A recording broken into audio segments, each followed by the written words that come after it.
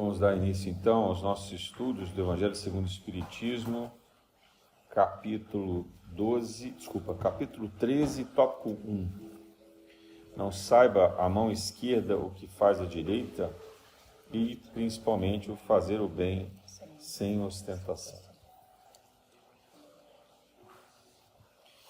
Estamos retomando esses estudos logo depois do período da Quaresma, e é bom a gente ressaltar essa mudança pelo seguinte: nós sabemos que a Quaresma, além de ser um calendário judaico e depois cristão também, de preparação, de jejum, de meditação, de penitência, sacrifícios, oferendas, etc., durante os preparativos da Páscoa, ela traz também na nossa cultura, e mesmo no Espiritismo, a lembrança desses momentos tão difíceis de Jesus, tendo que se colocar numa posição humana, vulnerável, portanto, às maldades, vulnerável ao sofrimento e sujeito à antecipação de um ciclo vital, né? Sabido por ele, obviamente, mas que aos 30 e poucos anos, 33, imagina, é muito jovem, ainda mais para alguém tão saudável, tão forte como ele era, né? Então, esse momento serviu principalmente para demonstrar a todos os povos da Terra que a vida não termina com a morte física. Essa é a primeira mensagem testemunhal de Jesus. É fazer com que a gente, de fato, compreenda que a vida não termina com a morte física. E o segundo aspecto é que as relações afetivas, as relações de amizade, as relações familiares, elas transpõem essa passagem da morte física e permanecem com os laços de fraternidade. Então, quando ele ressuscita, por exemplo, a filha de Jairo, né, o filho da viúva de Naim, ou o próprio amigo dele, né, a gente vê que essas condições, Lázaro, estou tentando lembrar o nome, desculpa, essas condições apontam que essas pessoas, ao retornarem, elas voltaram a ter uma vida normal. É claro que o sentido da ressurreição, no caso desses três, apenas aponta para um lapso de vida, uma interrupção. Talvez a medicina de hoje pudesse explicar, né? Um estado de coma, talvez, né? Um estado de adormecimento profundo, como tinha a Ivone do Amaral Pereira, como tinha Sócrates, né? Uma espécie de dormência caracterizada como morte, mas que é apenas uma redução da atividade cerebral, uma redução da atividade cardíaca, não perceptível sem aparelhos, principalmente por pessoas comuns, né? Então é possível que fosse esse o fenômeno, embora Lázaro tenha ficado 4 dias, né? Um período bem mais extenso. Mas para nós interessa menos o fenômeno em si e mais a relação de continuidade. E Jesus respeitava as leis físicas, ele não iria quebrar nada disso apenas para estabelecer um fenômeno. Na verdade, o que ele domina e dominava ali encarnado era a ciência dessas leis. Então, quando ele faz a multiplicação dos pães, a transformação da água em vinho, né, a cura de um cego de nascença e todos esses chamados milagres, isso nada mais é do que a organização e o domínio que ele tinha dos fenômenos físicos que nós desconhecemos. Ele sabia controlar a formação das células. Hoje a gente fala, por exemplo, em célula-tronco capaz de desenvolver órgãos, né? Qualquer tipo de órgão. A ciência está trabalhando com isso em laboratórios. Então Jesus não precisava de laboratórios, ele podia pegar uma célula-tronco, né, manipular energeticamente essa célula-tronco para fazer com que um cego de nascença, um paralítico de nascença, ele tivesse aqueles órgãos restabelecidos.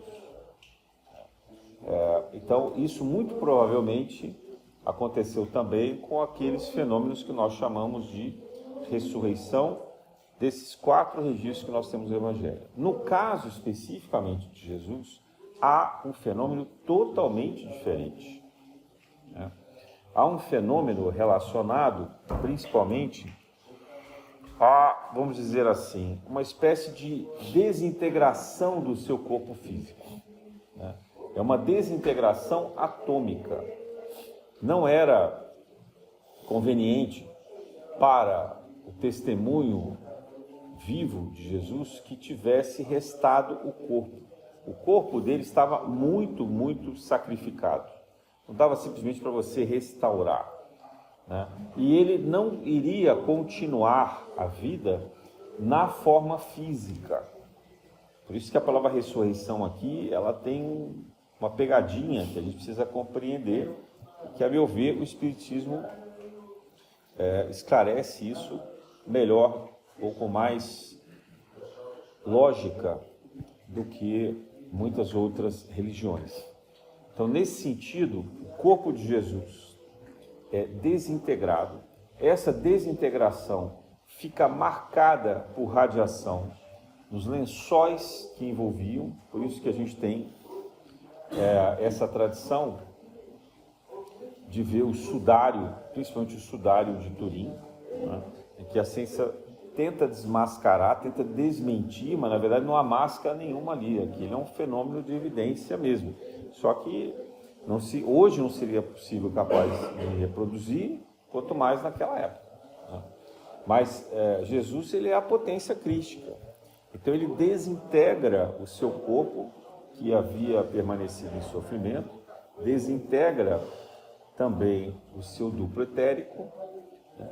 E a partir dali ele retoma, então, pelo Espírito, vai cumprir tarefas que nós não sabemos exatamente quais foram, mas temos algumas pistas, né, dele retomar a sua convivência astral, espiritual.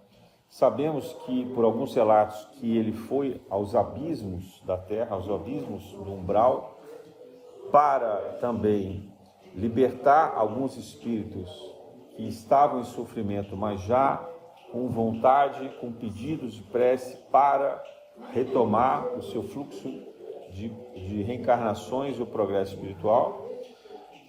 Foi chamar a atenção daqueles espíritos muito primitivos, que já não iriam mais encarnar, mas que influenciam muito até hoje a nossa vibração, para que eles tomassem conhecimento que havia sido transformado o planeta de primitivo para expiações e provas. Então, portanto, o calendário universal estava apontando um cronômetro para que eles ou se convertessem ou então se preparassem para um exílio futuro, não muito distante. O nosso tempo de 2000 anos parece muito aqui, mas no astral não é, né?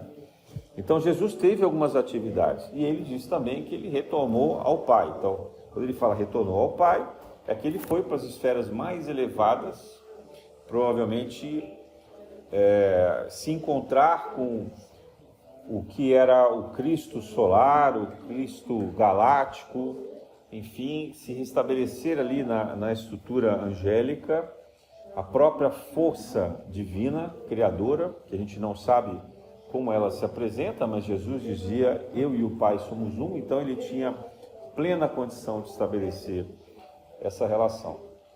E aí quando ele retoma e reaparece a Maria Madalena, aos discípulos de Emaús e depois aos apóstolos no cenáculo e por aí adiante, né? Cerca de, a Bíblia fala entre 40 e 50 dias, isso pode ser uma expressão, a gente não sabe exatamente o tempo exato, mas ele permaneceu ainda vários dias aqui, ele se materializa.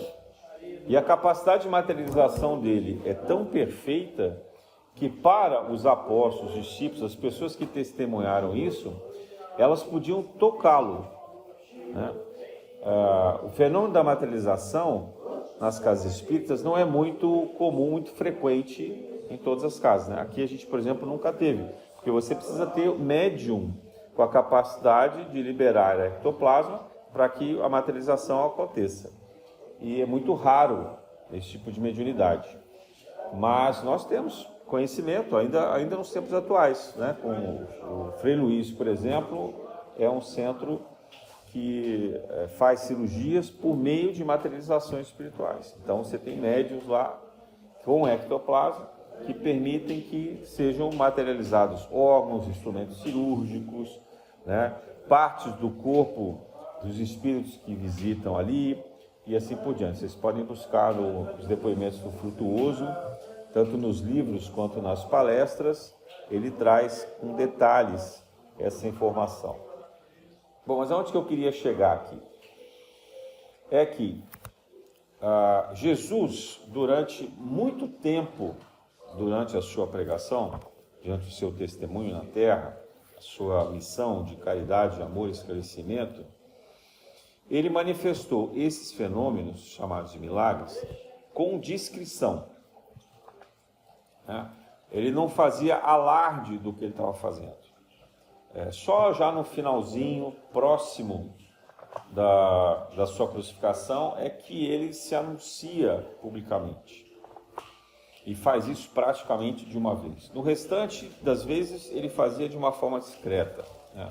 Houve o evento da multiplicação dos pães, talvez ficou mais conhecido, mas a população que estava ali não entendeu muito bem se ele havia multiplicado. Os apóstolos sabiam, porque eles haviam recolhido o quanto as pessoas tinham, né, entre pães e peixes para redistribuir. Mas a população em si não tinha ideia do que estava acontecendo, né, porque Jesus não gostava, não queria que isso fosse tornado público.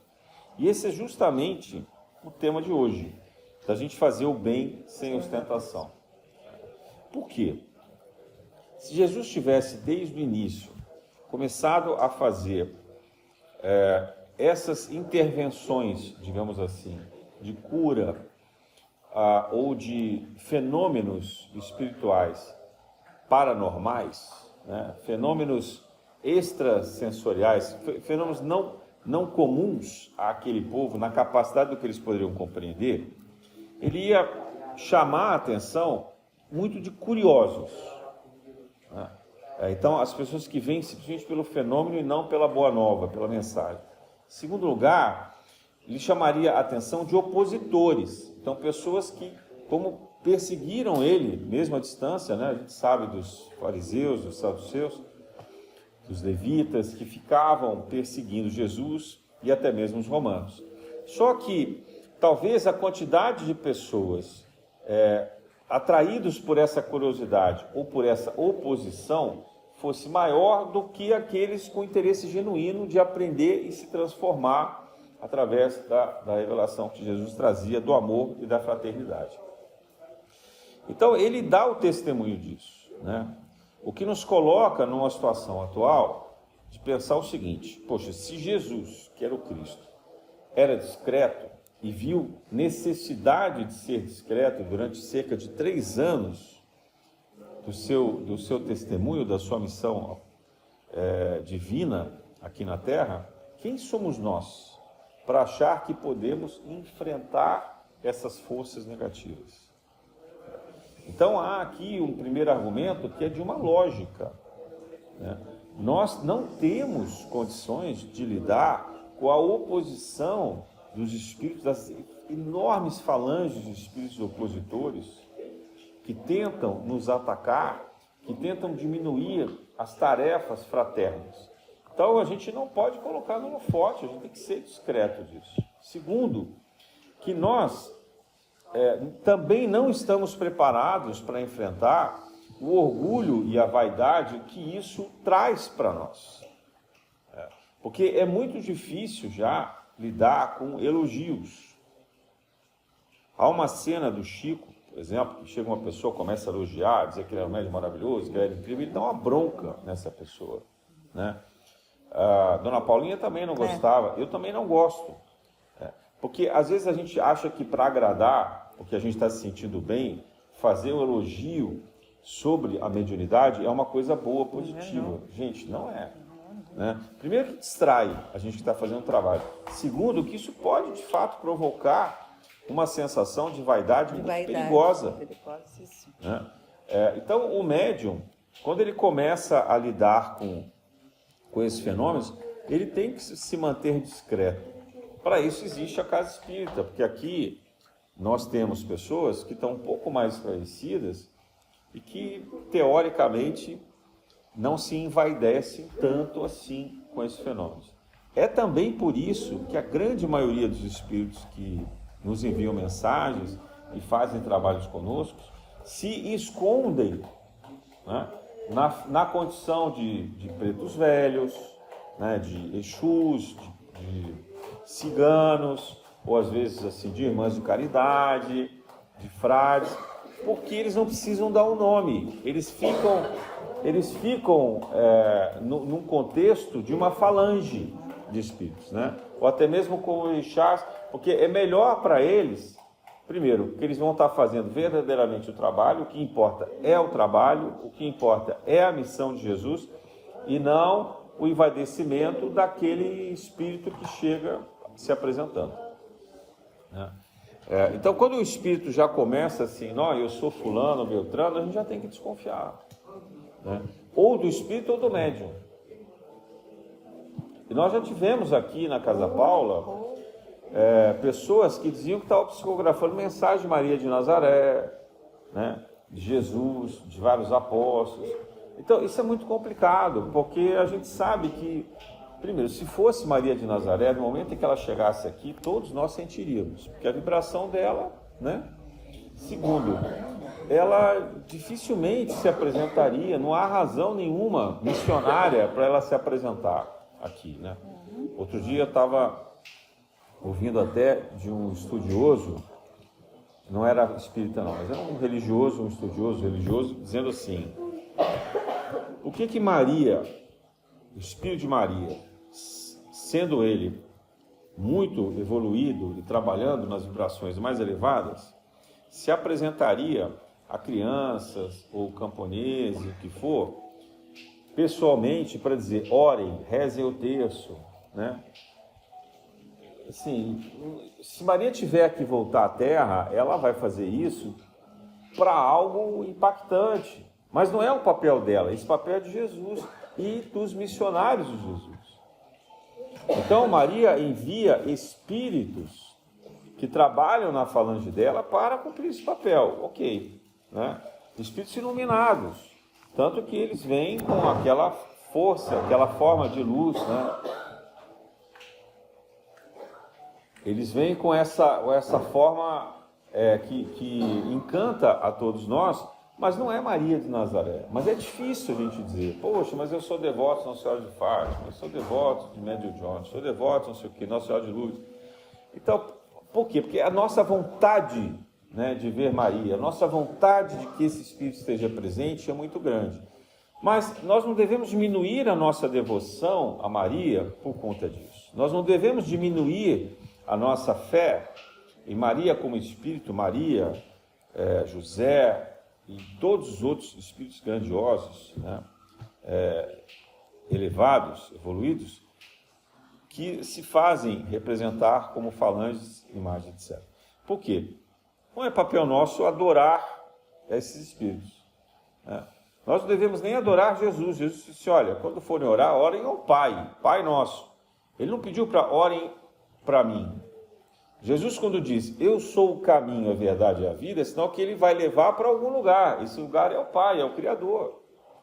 Ele não está apontando para ele. Jesus não tem a menor vaidade disso. E se Jesus não é o alvo, quanto mais esses outros espíritos, por mais elevados que eles sejam.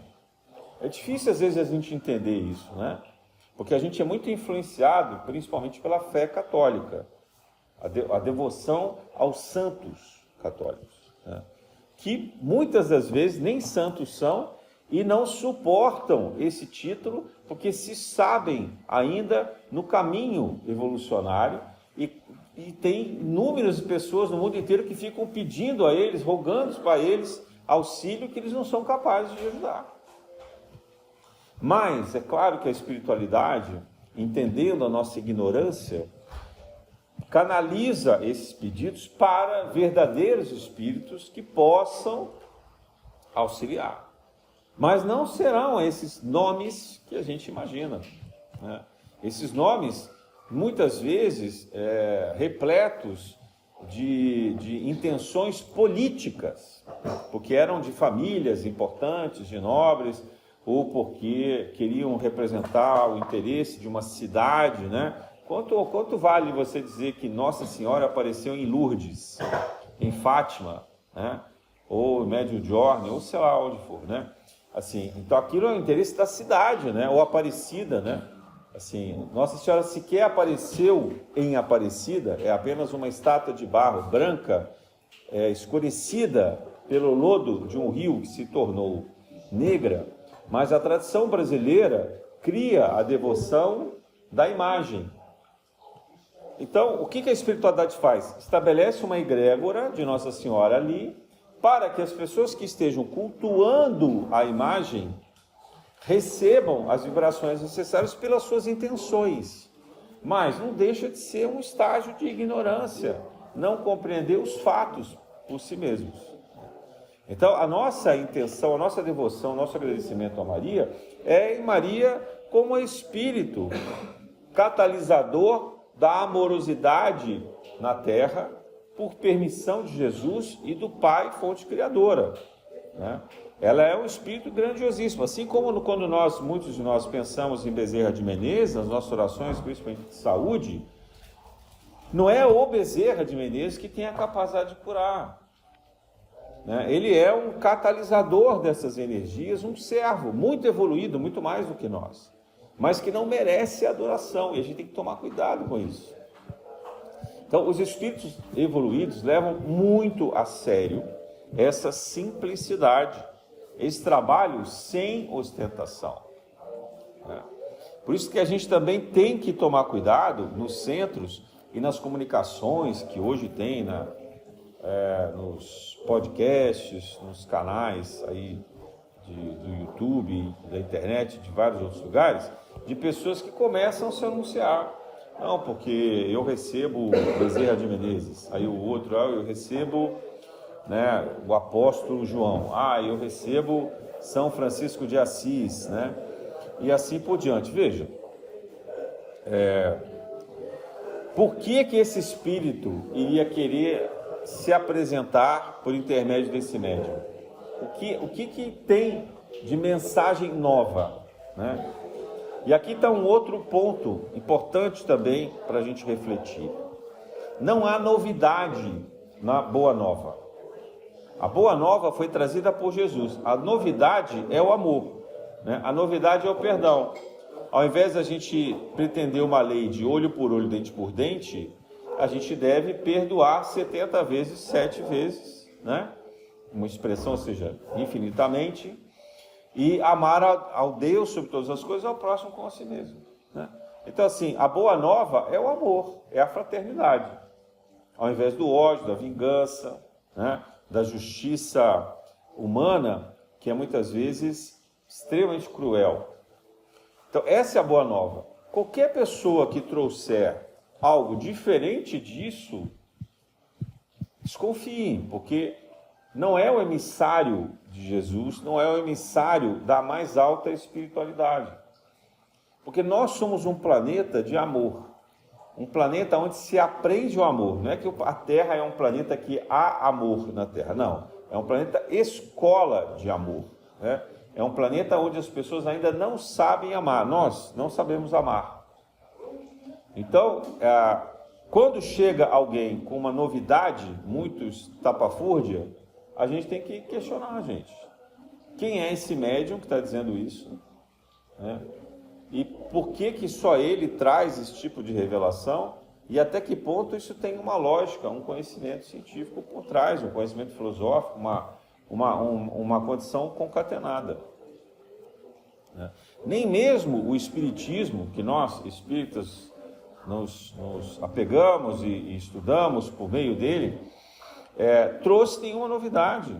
Tudo que está trazido no Espiritismo já havia antes revelado em outros grupamentos religiosos, que eram chamados sociedades secretas, ou documentos que desapareceram no tempo, né? Como nos incêndios de grandes bibliotecas, ou porque ficaram trancafiados em bibliotecas secretas, como no Vaticano também, e assim por diante. Então, esses conhecimentos trazidos pelo Espiritismo são revelações de fatos, eventos e conhecimentos que já haviam sido feitos para a humanidade. O método de Kardec não é a originalidade. O método de Kardec é a pedagogia. Ele era um educador.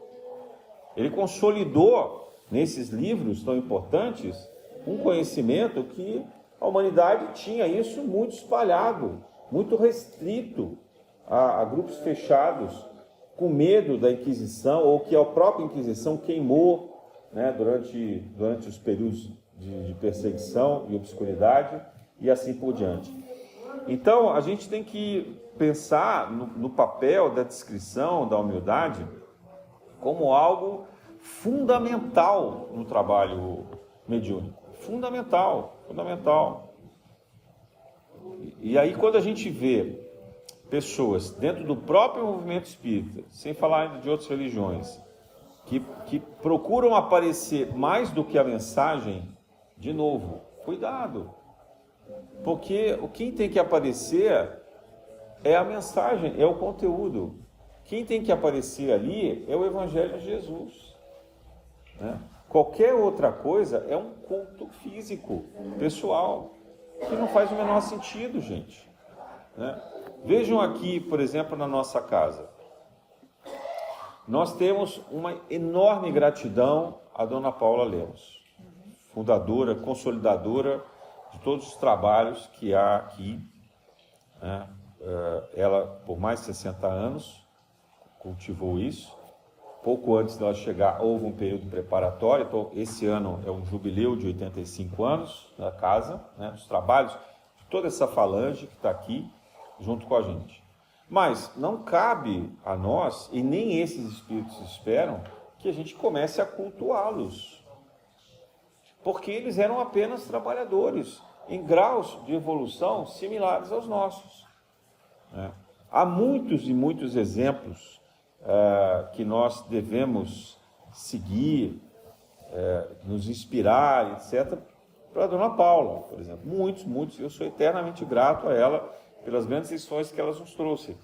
Mas isso não significa que ela é um avatar, vocês entendem isso, né? E ainda que fosse um avatar, como Buda, como Krishna, não é o caso. Eles também não querem ser adorados, né? As culturas que se estabeleceram pela adoração cumpriram um período, uma época necessária conforme a ignorância, né? Então, quando você pensa assim, os Vedas faziam isso, né? Estimularam esse tipo de adoração através do movimento do hinduísmo, do Hare Krishna e etc. Ok, porque nós estamos falando de algo cerca de 5.000 anos, né? Então, naquela cultura, naquele contexto, fazia sentido, né? A própria Idade Média, quando cultua os santos, então, se você está se inspirando em pessoas que são muito boas, e isso não é uma adoração, é apenas uma devoção, como um acompanhamento, alguém que você gosta muito, que você estuda as lições, como a gente faz com Kardec, ok, né? Eu adoro, me inspiro muito em Francisco de Assis, né? Gosto muito também de Teresa de Jesus, de Clara, de Teresa d'Ávila, São João de la Cruz, né? E vários outros espíritos que são considerados santos na Igreja Católica. Mas não significa que eu adore eles, ou que tenha uma devoção cega por eles, né? O que a gente tem que ter é aproveitar os passos, os ensinamentos. Mas vejam, eles foram discretos, eles foram muito discretos. A revelação dos santos dessas pessoas que a gente de fato admira, né, que são pessoas sérias, nunca foi para que eles aparecessem. Ele sempre, pode pegar os trabalhos dele, sempre foi para elevar Deus como Criador e, no máximo, a Jesus. Então, se há alguma coisa dissonante disso, tem um problema. E, de novo, se eles não faziam isso, por que nós, médiuns, vamos fazer? Né? O nosso guia espiritual, vocês querem um espírito mais discreto do que ele? Quantas vezes ele vem aqui, incorpora e apresenta algum fenômeno? Eu estou aqui há 27 anos, nunca assisti. Nunca vi o hindu incorporar. Por quê? Porque ele não quer aparecer. O papel dele não é aparecer, não é ele. O que importa é o trabalho, é a mensagem. Agora, ele manda a mensagem, ele manda as regras, né? E ele tem um preposto dele, que é o Pai André, que trabalha dando as instruções. E a gente sente a diferença daquilo que vem do Pai André e daquilo que vem do hindu. Mas, ainda assim, ele não é Jesus. Então, ele não é um Cristo, ele é um espírito bastante evoluído. Então, a gente não pode estabelecer uma devoção cega por ele, cultuar.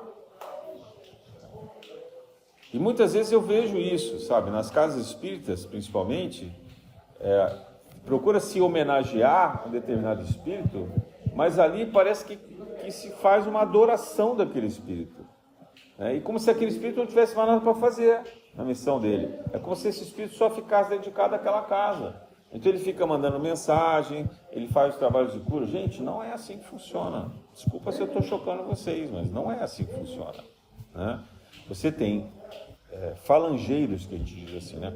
Espíritos que têm afinidade com eles e que podem trabalhar sim, trazer as vibrações. Eventualmente esse espírito pode aparecer na casa e ele vai aparecer muito discretamente. Ele jamais vai querer envaidecer o médium. Então eu pergunto a vocês, vocês acham que Bezerra de Menezes iria se dar ao trabalho de aparecer diretamente com as mensagens hoje, além de Divaldo e Chico, que a gente sabe que de fato ele se comunicava com o Chico, se comunica ainda com o Divaldo, mas assim, por que ele, o Ivone Amaral Pereira, por que ele vai sair por aí fazendo essas comunicações, sendo que tem tantas outras coisas a serem feitas, né? E aí, quem são esses médiuns? Será que esses médiuns têm a humildade necessária para receber um espírito desse grau de elevação espiritual, de pureza, né? E se receberem, eles têm a humildade de se calar diante disso, de se esconder, né? Assim, de deixar que de fato a mensagem então apareça, porque o que interessa é o trabalho. Agora, a falange está em todo lugar. Toda casa que tem uma roda de saúde, muito provavelmente tem o acompanhamento e intervenção de Bezerra de Menezes, porque ele é hoje o espírito responsável por cuidar da saúde no planeta Terra. Então, em algum momento, essa vibração chega aos conhecimentos dele, depende da gravidade, ele pode fazer intervenção. Né? Agora, ele vai estar aqui presente. Então, a gente pode ver um holograma, a gente pode ver até uma imagem trazida aqui para aqueles que têm evidência, para demonstrar que aquilo é direcionado por ele. Mas não significa que a gente vai adorar Bezerra de Menezes. Ora, se a gente não vai adorar esses espíritos, por que a gente deveria adorar ou idolatrar médiuns que fazem isso? É porque nós deveríamos pretender ter esse valor, essa importância. Por que a gente vai pensar que a gente merece isso, gente? Nós estamos num estágio primitivo, né? Então, nós devemos ter discrição na nossa mediunidade. Nós devemos saber respeitar o silêncio, valorizar menos os fenômenos e mais a atividade em si. eu diria que, hoje em dia, quando acontecem fenômenos relacionados à mediunidade, isso é muito mais por necessidade do próprio médium e da assistência do que do trabalho. Vamos pensar naquela passagem em que chega um centurião, um soldado romano, importante, um comandante romano, com muita dificuldade, muito receio, se aproxima de Jesus, porque não era comum que um comandante romano fosse procurar Jesus. Mas ele estava desesperado, porque um filho dele estava muito doente. E então ele humildemente se ajoelha e pede a Jesus que faça a cura. Mas diz assim: Senhor, não precisa se deslocar, porque eu, como comandante, sei como dar as minhas ordens. E mesmo à distância, faço com que as coisas aconteçam. Então basta que você peça que algum dos seus anjos faça o trabalho que você precisaria fazer. Daqui à distância, não precisa ir lá. Eu tenho plena fé e convicção que a cura do meu filho será feita, bastando a sua vontade. Sabe aquela frase que tem na missa, que todo mundo fala assim: Senhor, não sou digno que entreis em minha morada, né? Vos dizendo uma palavra e serei salvo. Essa frase desse comandante romano. E o que Jesus diz? Nunca vi em toda a Palestina uma fé como desse homem. Ou seja, para ele não era necessário o fenômeno. Então, para quem que era necessário o fenômeno? Para aqueles que não criam, que não acreditavam. Por que Jesus morre na cruz? Porque se ele não tivesse morrido na cruz, se ele tivesse continuado a viver entre a gente, ele ia virar a história da carochinha. A gente, não, imagina, isso daí não era Jesus, não, né? Ele não tinha essa coisa toda. Ele apareceu um personagem folclórico, lendário. Ele precisou morrer na cruz para estabelecer o fenômeno, porque nós não acreditamos. Porque nós precisamos do fenômeno. Né? Há vários estudos na medicina, o Sérgio Felipe de Oliveira fala muito sobre isso, né? O efeito placebo e o efeito nocebo, que é você tomar uma medicação acreditando que aquela medicação vai te curar. E aí você cura. Mas ela só tem farinha e açúcar. E você toma e acha que aqui é um remédio milagroso e cura. Tem um caso, Bezerra de Menezes com Chico Xavier. Ele faz a receita, a pessoa pede para ela comprar o remédio, ela diz: olha, mas eu não tenho dinheiro, não tenho como comprar esse remédio. Aí o Chico fala: tudo bem, não se preocupa não. Vai lá, ele pica a receita em vários pedacinhos. Ó, você toma um papelzinho desse daqui por dia, durante tantos dias. Quando terminar a receita, você vai estar curado. A pessoa se curou, porque era mais a fé do que o efeito químico. Não que a química não tenha importância, mas veja, para quem tem fé, nós é que manipulamos essa química, nós é que fazemos com que isso se restabeleça. Mas a gente ainda precisa das intervenções físicas, dos fenômenos. Quanto mais intervenção, mais feliz a gente chega, não é assim? A gente chega lá no médico, o médico diz assim para você: está com um monte de coisa que você não sabe o que é, cheio de sintoma. Aí o médico começa a dizer: não, porque isso daqui é essa patologia, porque é ciência, e aí tem esse tratamento, aquele tratamento. E quanto mais difícil o tratamento, quanto maior a lista de remédios que você sabe, mais feliz a gente fica, não é isso? Porque a gente acha que então a gente vai ser curado por essas intervenções, por esses fenômenos. Às vezes funciona tanto pela química quanto pela sugestão, pela autossugestão que se estabelece ali. Outras vezes não funciona. Você faz todo o tratamento e a pessoa não quer se curar. Ela não quer se curar. Mas para falar o que quiser, ela foi lá obrigada pela família, ela não quer se curar. Então, por mais que fosse uma coisa simples, fácil de resolver, ela vai morrer, porque ela quer morrer. Então, isso é um processo que nós, ainda no estágio que nós encontramos na Terra, acontece uma vinculação, uma dependência desses fenômenos. Mas nós temos que começar a nos desligar dessa necessidade. Hoje não há mais mesas girantes, não é isso? A gente não precisa ficar aqui no centro e as mesas começarem a girar e a gente fazer pergunta para os espíritos, A gente aqui fala sobre espiritualidade, sobre a vida após a morte, sem que precise se estabelecer diálogos presenciais, né? O Espírito não precisa se vir aqui e se materializar, porque a gente tem um grau, um estágio de fé que permite acreditar nisso lendo, estudando, ouvindo histórias de outras pessoas que passaram por isso.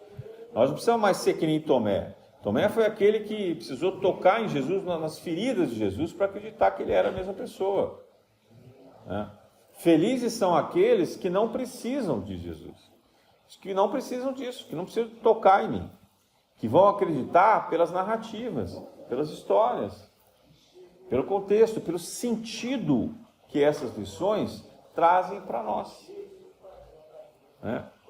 Pilatos foi ali para Jesus e perguntou: vem cá, você é o rei mesmo? Né? Estão dizendo aí, você é o rei? Aí Jesus disse: ó, tu dizes. Porque Pilatos precisava de prova. Como é que Pilatos ia entender que o reino de Jesus não era desse mundo? Então tem toda essa coisa de nós criarmos barreiras, e são barreiras firmes dos nossos pensamentos, da nossa cultura.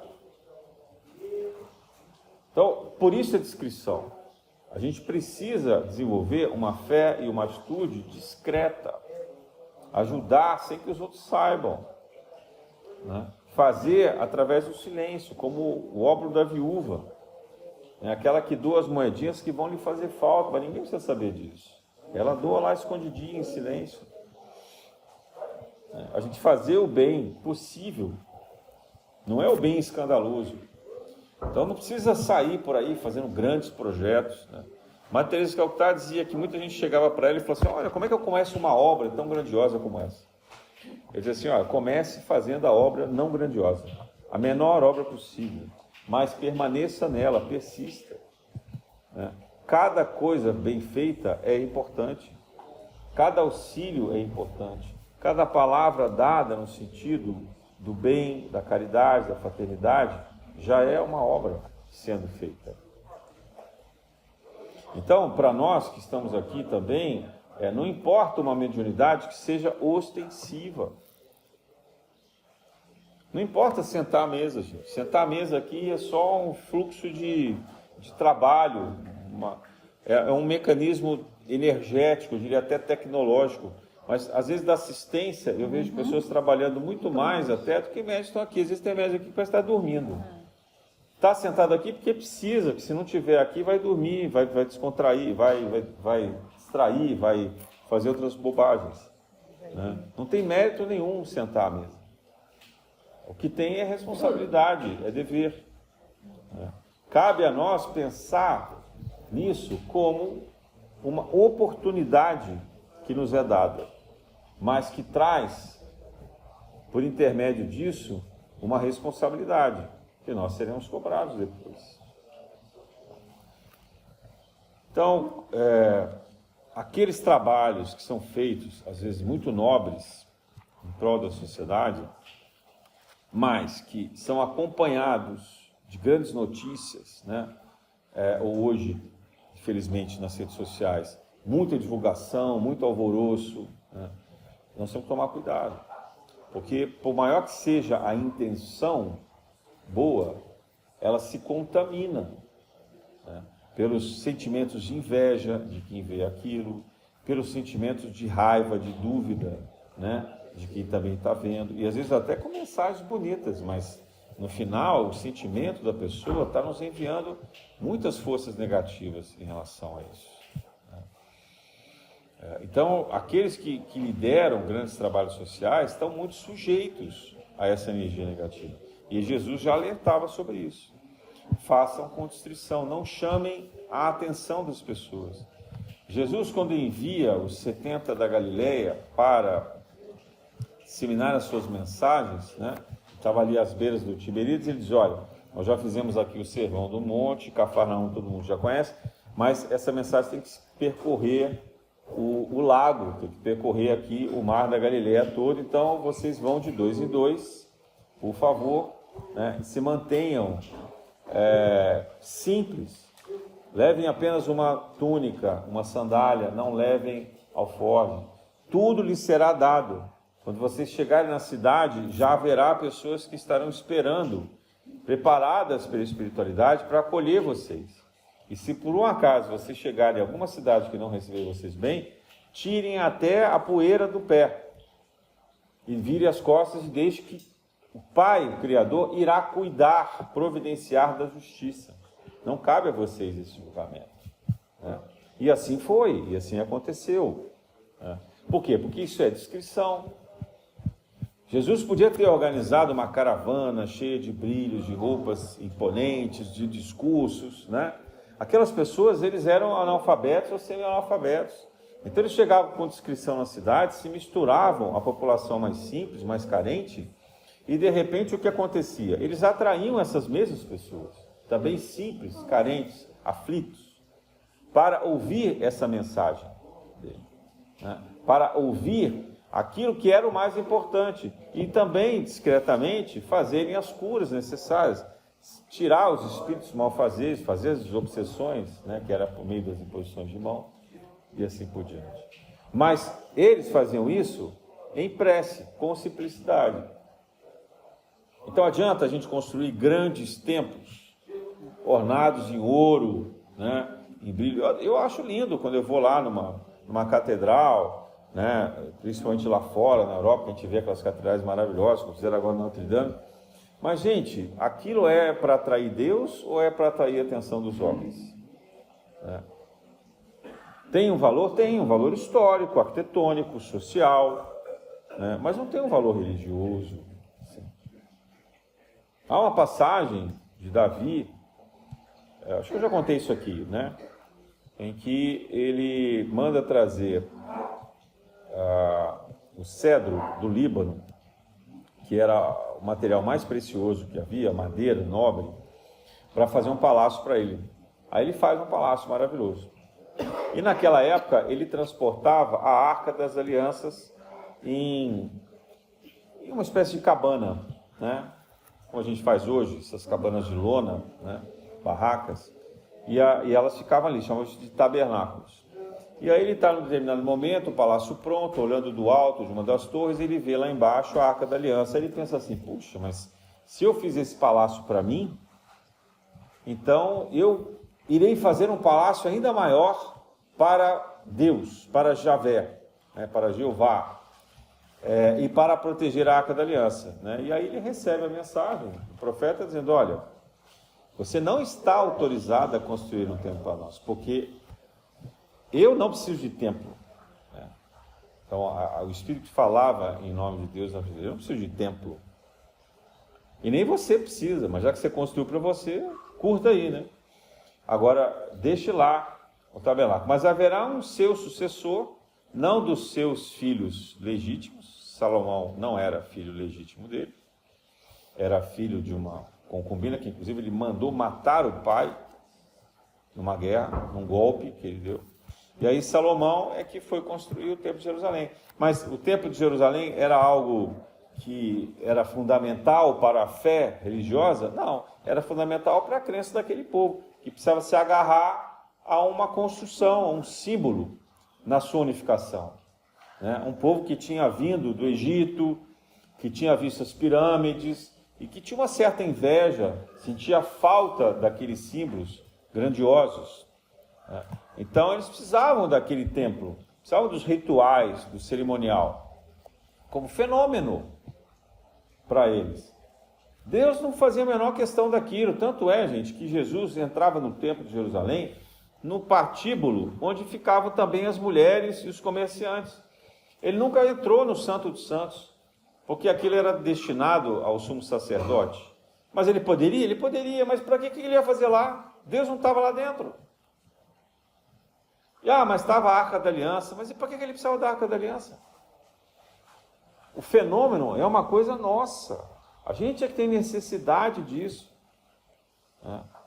A gente é que precisa ter essas coisas espalhadas aqui, com incenso, rosas, né?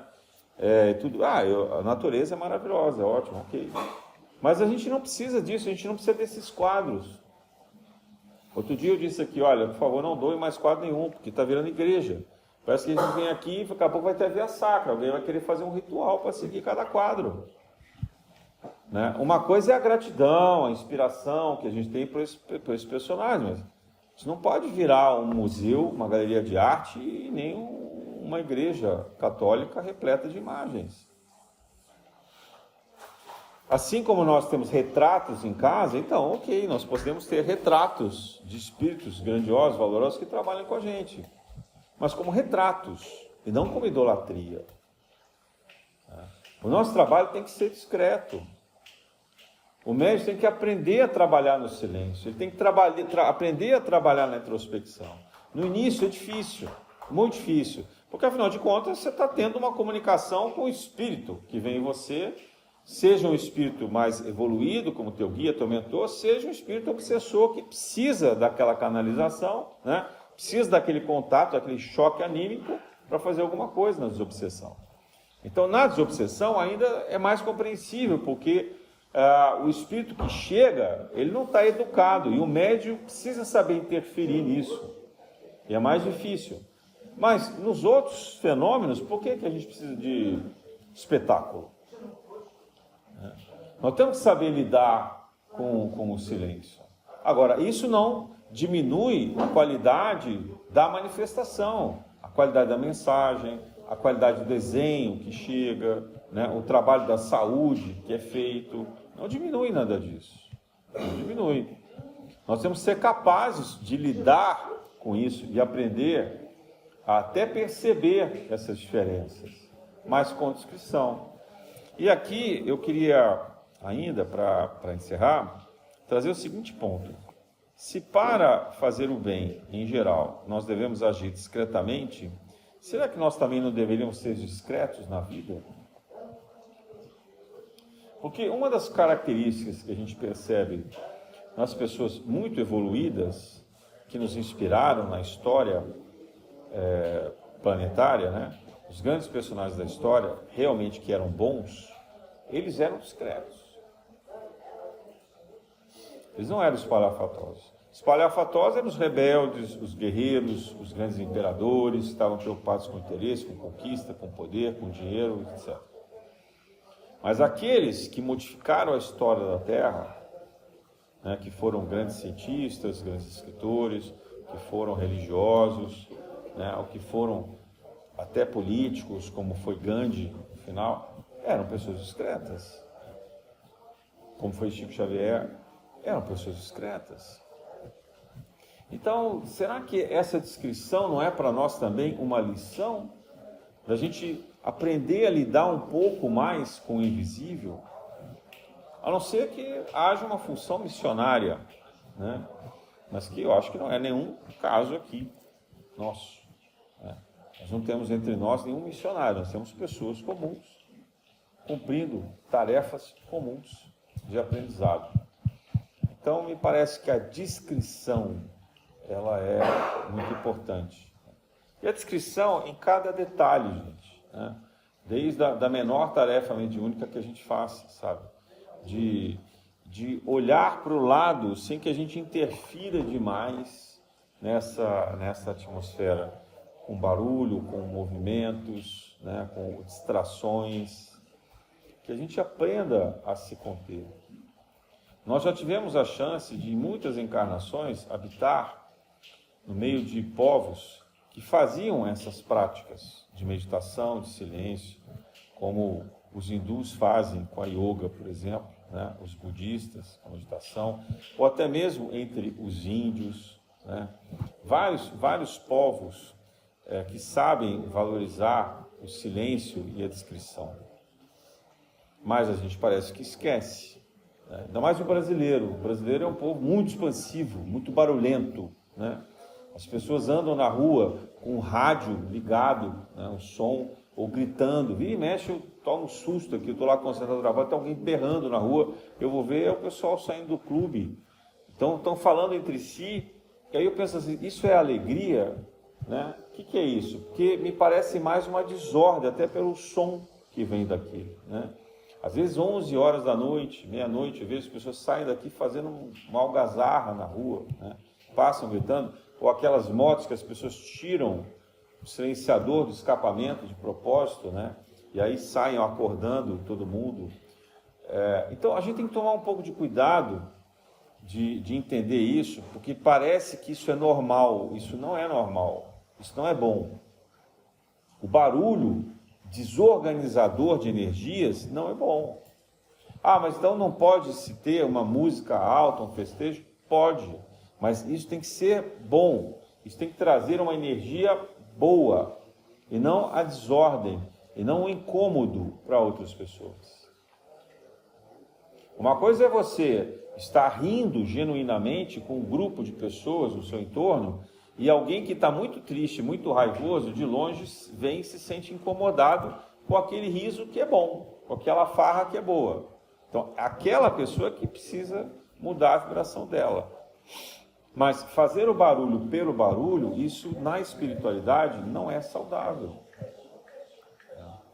A gente já viveu também em conventos de silêncio durante muitas encarnações.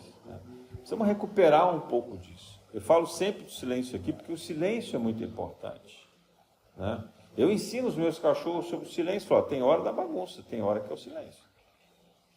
Por quê? Porque eles já são capazes de compreender. Nós temos que ser capazes de compreender a hora do silêncio. O silêncio interior, o silêncio exterior. Controlar a altura daquilo que a gente ouve, o tom que a gente fala, com quem a gente fala, o que a gente fala. Então, essa descrição não é apenas sobre a mediunidade, não é apenas sobre a caridade. É aprender a ter uma vida mais discreta, mais coerente, para que a gente possa ouvir os sons do universo, os sons da natureza. Vejam quantos sons maravilhosos tem na natureza. O canto dos pássaros, o som do vento, balançando as folhas das árvores. Isso é como se fosse música, gente. As cigarras. A gente tem chance de ouvir o barulho dos miquinhos dançando pelos fios. Mas nas grandes cidades, cada vez mais é difícil ouvir esses barulhos. Porque a gente, primeiro, não está atento. Segundo, que o nosso barulho é muito mais alto do que o deles. E até eles se assustam e se afastam diante disso. Então a gente precisa ser capaz de ouvir esse silêncio. A alegria não necessariamente precisa ser barulhenta, no sentido da algazarra. Você pode ter uma alegria até em tons elevados, altos, mas que ela seja positiva, que ela traga de fato uma vibração que encante a todos, e que toque os nossos corações.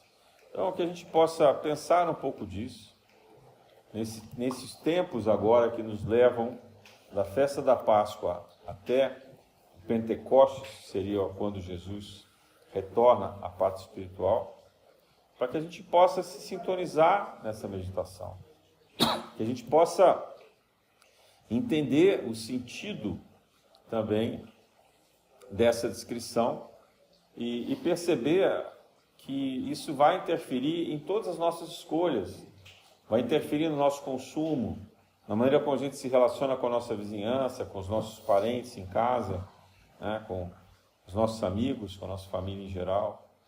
Vai nos deslocar um pouco das redes sociais. Por que a gente tem que ficar compartilhando tudo que a gente faz, gente? A gente que fica compartilhando foto de pé, fica compartilhando qualquer besteira, prato de comida. Faz sentido isso? Que mensagem é essa? O que vocês estão querendo oferecer para o mundo?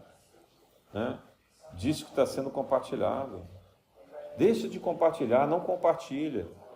Compartilha uma prece, compartilha uma oração, uma vibração positiva. Quer ajudar a humanidade? Faça uma prece pela humanidade. Mas saia das redes sociais. Não há nada de positivo nisso. Eu acho que a rede social é importante quando você compartilha o teu exemplo. A tua condição de bem-estar que possa inspirar as pessoas para esse bem. Quando você compartilha o amor que você tem. Então, se é um álbum de família, ótimo. Mas não uma coisa misturada, falsa, que as pessoas às vezes fazem aquela foto de família e depois dali todo mundo brigando. Não para ostentar roupas, não para ostentar nada que cause inveja, que cause incômodo. O nosso papel, principalmente aqui como espíritas que estudam, são esclarecidos, é aprender a lidar com essa descrição, né, e caminhar na direção dessa descrição para o bem. Então aprendamos nesse silêncio e sigamos com fé, na esperança de que Jesus nos fortaleça e que Ele possa intervir para melhorar essa vibração da Terra e assim tornar cada um de nós um aluno pronto, preparado para um novo estágio na evolução da regeneração da humanidade. Na graça de Deus.